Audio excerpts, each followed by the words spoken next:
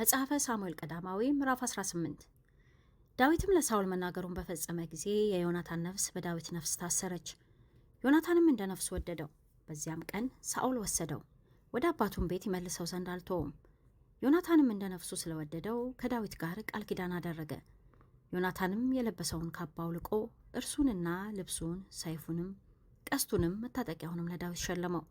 ዳዊትም ሳኦል ወደ ሰደደው ሁሉ ይሄድ ነበር፣ አስተውሎም ያደርግ ነበር። ሳኦልም በጦረኞች ላይ ሾመው። ይህም በሕዝብ ሁሉ ዓይን በሳኦል ባሪያዎች ዓይን መልካም ነበር። እንዲህም ሆነ፣ ዳዊት ፍልስጤማዊውን ገድሎ በተመለሰ ጊዜ እየዘመሩና እየዘፈኑ እልልም እያሉ ከበሮና ታሞ ይዘው ንጉሡን ሳኦልን ሊቀበሉ ሴቶች ከእስራኤል ከተሞች ሁሉ ወጡ። ሴቶችም ሳኦል 1000 ዳዊትን እልፍ ገደለ እያሉ እየተቀባበሉ ይዘፍኑ ነበር።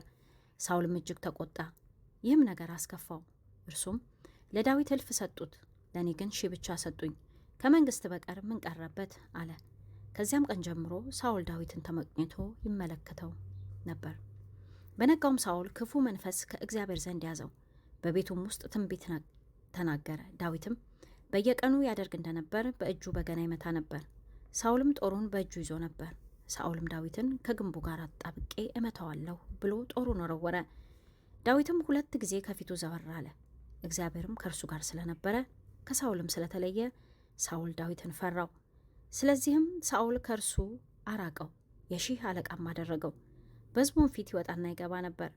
ዳዊትም በአካሄዱ ሁሉ አስተውሎ ያደርግ ነበር፣ እግዚአብሔርም ከእርሱ ጋር ነበር። ሳኦልም እጅግ ብልህ እንደሆነ አይቶ እጅግ ፈራው። ነገር ግን በፊታቸው ይወጣና ይገባ ስለነበር እስራኤልና ይሁዳ ሁሉ ዳዊትን ወደዱ። ሳኦልም ዳዊትን ታላቂቱ ልጄ ሜሮብ እነኋት፣ እርሷን እድርልሃለሁ፣ ብቻ ቀልጣፋ ልጅ ሁንልኝ፣ ስለ እግዚአብሔርም ጦርነት ተጋደል አለው። ሳኦልም የፍልስጤማውያን እጅ በእርሱ ላይ ትሁን እንጂ የእኔ እጅ በእርሱ ላይ አትሁን ይል ነበር። ዳዊትም ሳኦልን ለንጉሡ አማች ሆን ዘንድ እኔ ማን ነኝ? ሰውነቴስ ምንድናት? የአባቴስ ወገን በእስራኤል ዘንድ ምንድን ነው አለ።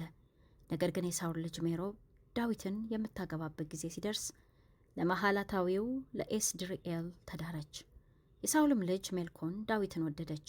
ይህም ወሬ ለሳኦል ደረሰለት፣ ነገሩም ደስ አሰኘው። ሳኦልም ወጥመድ ትሆነው ዘንድ የፍልስጤማዊውንም እጅ በእርሱ ላይ ትሆን ዘንድ እርሷን እድርለታለሁ አለ። ሳኦልም ዳዊትን ዛሬ 2ኛ አማች ትሆነኛለህ አለው።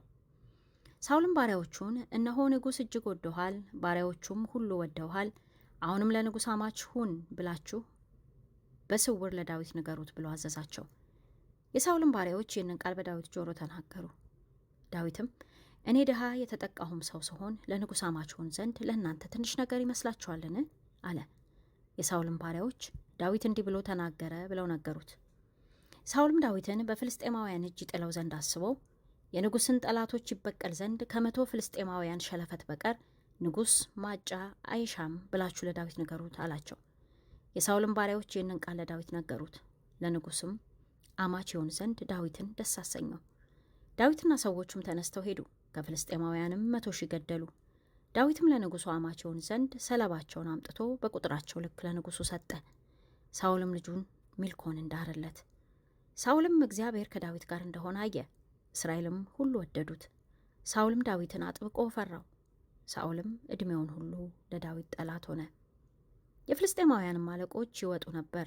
በወጡም ጊዜ ሁሉ ከሳኦል ባሪያዎች ሁሉ ይልቅ ዳዊት አስተውሎ ያደርግ ነበርና ስሙ እጅግ ተጠርቶ ነበር።